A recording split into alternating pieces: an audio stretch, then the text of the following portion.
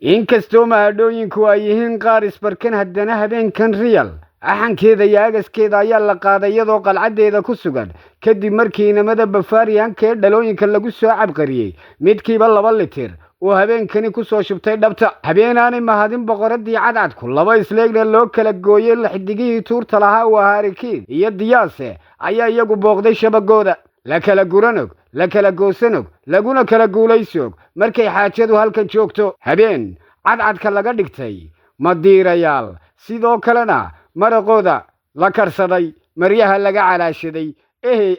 todnad falatacione yaa Bavarian yaa sidan samayn kara oo aan ahayn Bayern Munich cid kale ma jirto aniguse waan ku raacay haddii xidigii tuurta lahaa ay ku tunteen Real Madrid anigoo tirikaana maxaa iga reebaya inaan aniguna ka dul tallaabsado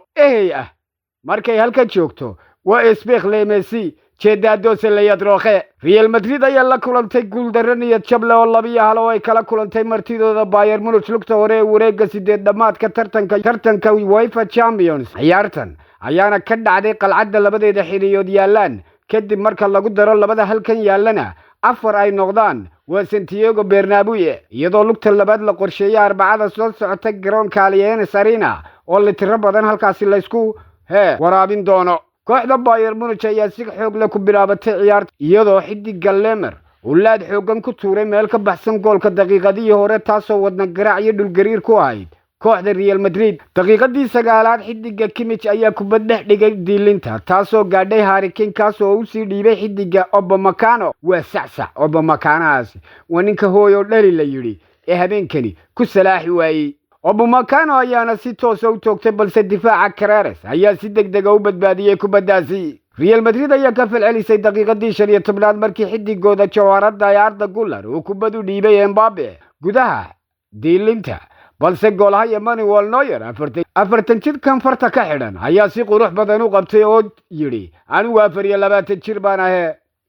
40 May daqiiqadii 27aad xidiga Gnabry ayaa ku dhawaaday inuu gool dhaliyo kadib qalad difaac balse goolaha Andre Lonin ayaa badbaadiyay kubadaasi Real Madrid ayaa soo waday isku dayadeeda iyadoo Federico Valverde uu kubad u dhiibay Mbappe daqiiqadii 28aad balse Neuer ayaa mar kale istaagay oo yiri anigu waxaan ahay iskala bixiyaha gacmo ganjeelaha kaliya ee cawska cagaaran isagoo 40 xaadira 5 daqiiqadood ka hor qaybta hore Bayern Munich ayaa hoggaanka qabatay daqiiqadii 40aad kadib qalad ka yimid xidiga Junior taasoo kubadda u gaarsiiyay xidiga Gnabry kaasoo u dhiibay Luis Diaz tuurtu way ugu shubtay 3 pointiskina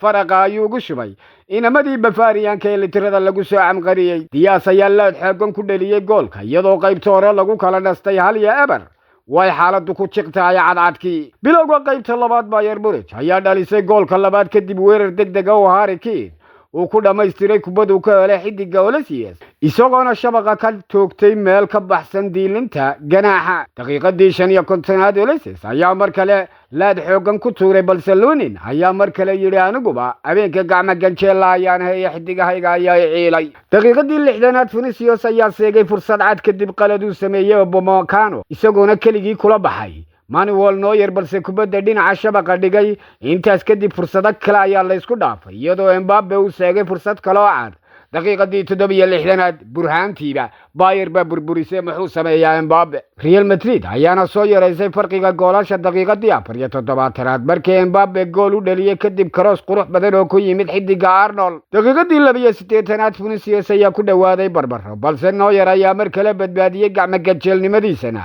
qalcadda Bernabeu habeenkani ku cadeeyay 40 jirkii farta ka xidhnaa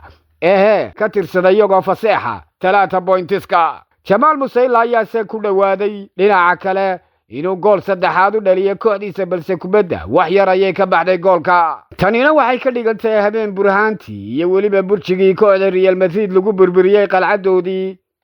Bernabeu oo ay noqotay beerihii basatin Diaz iyo Kane xidigaha tuurta la ayaana 3 pointiska marka 40 jirkooda farta ka xidhan lagu daro 3 bointiskii wada tirsaday kulankan si gaar ah hadaba isu dul taagna waxyaabaha sida gaarka looga diiwaan geliyay 20 shuud ay samaysay kooxda Real Madrid 9 bay ku aadisay halka Bayern Munich ay samaysay 20 ay ku faa'iiday 8 ay ku aadis kubadaysashadu waa 48% Real Madrid halka ay 52% ka tahay Bayern Munich 454 baas oo ay samaysay Real 386 ayaa halkay ku diiradaysnaayeen ku dhamaaday 493 baas oo ay Bayern samaysay 470 ayay dhamaystirtay taakaladu waa hal dheeri oo waa 13 iyo 12 faawaladu waa garbad siman waa 12 iyo 12 koornayaasha 8 bay heshay kooxda Real halka ay 11 ka heshay kooxda Bayern Munich waa Bavariankii Harry Kane waxba lagama qaban karo 41 game oo u ciyaaray 54 gool ayuu siiyey sanadkan 2025 iyo 2026 xilli ciyaareedkeeda 54 gool ayuu ku lug leeyahay waxna dhaliyay waxna caawiyay tuurtu waa wax kale way kacsan tahay 3 bointiska sida loo tirsadana kaliya tuurta saaran ayaad ku xisaabtami kartaa la kala guranag la kala goosano markay halkan joogto xaajadu balse aan ku xasuusiyo tababarahan kooxda Real Madrid imika laylinaya 6 kulan ayuu khasaaray 19 game halka 28 game oo maamulayay ninkii Alonso 5 kulan oo kaliya oo khasaaray khasaaru kurra ayaa laga yiraahdaa yaa macallimi ciyaal caanasiir waa ciyaal caanasiir hadda ciyaal casiir ma waa caana casiir waa maraaci 6 buu dirtaba khasaariyay Allah yey maxaan idhaahdaa anigu wax kale ma oran kare reer ma diirsade habeenkan waa laga tirsaday sidii beeraha basaatina waa loo dhex qaaday sabtidii weyn oogeen oo 2-1 baa lagu tumay mar kale 2-1 ayaa loogu celiyay ribeed iyadoo funaanadun loo bedelay hoogayo go'ay albaabada xidha maxaa igu dhacay miyaan garanayaa burhaantii iyo burjigii bay idinka guureen Tottenham falatasiyoonaya Bayern Munich dhinaca kale kooxda Arsenal ayaa habeenkan habeenada ka tilmaaman maxadmeedeysatay kadib asrigu lumay markii uu soo daahay kadibna aakhirul licibkii uu yimi kayaha Farisna ay uga mahad celiyeen Arsenal ayaa gaadhay guul muhiim oo hal iyo eber kadib markii ay ka adkaatay martigeliyahooda Sporting Lisbon kulan ka dhacay garoonka Jose Alvalade Stadium kaasoo ka tirsanaa lugta hore wareegga 8-damaadka ciyaarta ayaa ahayd mid ay Arsenal si weyn u maamuleysay iyagoo isku dayayay inay ku ciyaaraan qaab weerar oo cadaadis saaraya difaaca Sporting ugu dambeyntiina waxay ku guuleysteen inay dhaliyaan goolka kaliya ciyaarta daqiiqadii 9aad markay kor u dhaaftay waqtigii dheeriga ee lagu daray 1 daqiiqo waxaana dhaliyay oo nasriga noqday Kaya Faris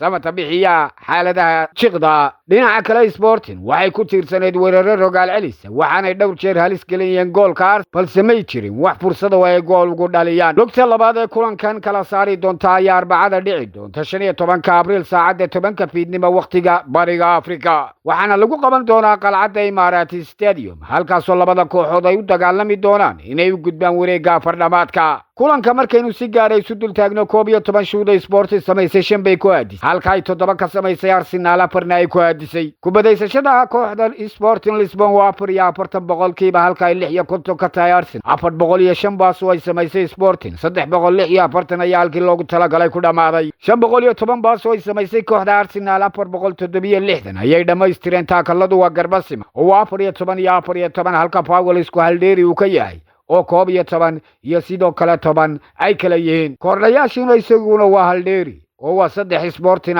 iyo Arsenal oo koorna qulta ku ogeydo habeenkan balse laga yareeyay oo 4 xidigahaasi si gaar ah markaynu isu dul taagno Martin Odegaard kulankani waxa uu ka sameeyay 68 taabasho 2 shoot 59 baas 2 taakal 3 loolana guuleystay direction of play-guna hidmaamkiisu waa maxaa ka galay waa habeen kale oo madfuuc darandoori u dhacay marba hadii 3 dhibcood loo qabto remote-kii bay ka rideen xubintu waa kariskiya kala aadintii anigu waxaan ahay Maxamed Tirike isku soo noqod wanaagsan baan idin leeyahay midda xigtaynteenu ku kulmay doonaa inta ka horreysay sida ayaa maana Allah